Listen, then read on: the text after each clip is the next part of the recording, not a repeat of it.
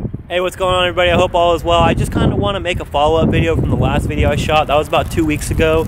I did get the new wheels. I put the new brakes on there, so the car has been lowered since the last time I showed it to you guys, so I just wanted to kind of show what it looks like now.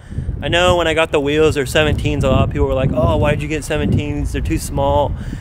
Which I do agree with. They are a little bit small, but I think when the car is lowered like it is now, it actually doesn't look as bad. And plus, 17-inch tires are so much cheaper than 18-inch tires when it comes to like the rear tires and stuff like that. So anyways, I'm gonna go ahead and just show you guys what the car looks like now. I lowered it, I got it all aligned and everything. Finding an alignment shot was actually a pretty big issue because the car was like really low and like not a lot of shops could get on the rack. But I ended up taking it to my buddy who works at a Honda dealership, and they have an in-ground alignment rack. Anyways, this is what the car looks like.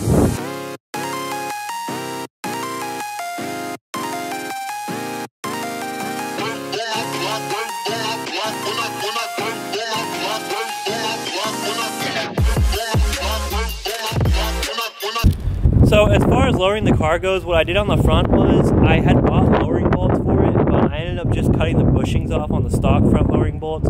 I'll put a picture up now of what those look like. There's like a rubber bushing on the end of the bolt, and basically I just cut the entire bushing off, so it allowed me to go like an inch lower in the front. And then on the rear, I used the Mid-America Corvette lowering bolts, I think, which basically are just longer bolts for the rear because you just need longer bolts to get it lower. So the rear actually did come down a bunch. I think I lowered it about like 1.5 inches in the rear. So it basically eliminates that gap between the wheel and the tire, or between the fender and the tire, and it makes the tire not look as small. To me, it looks a lot better than it did before. And the car is so much lower now, like it scrapes almost everywhere. Like I thought before it was bad, but now it's just insane. Which I mean isn't a big deal for me because I don't drive the car a whole lot anyways.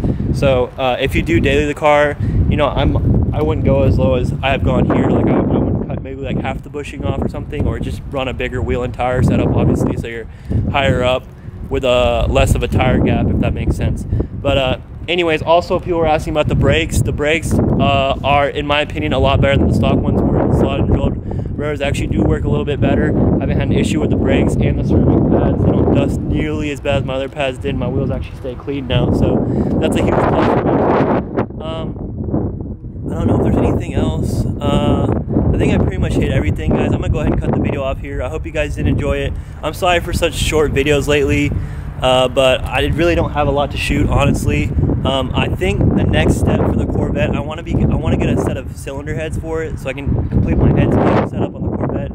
So definitely look forward to videos on that. I think I've got something in the works, and I think it would make for a pretty cool video. But anyways, I'm gonna go ahead and get out of here. Sorry for the wind, guys. I know it's really windy.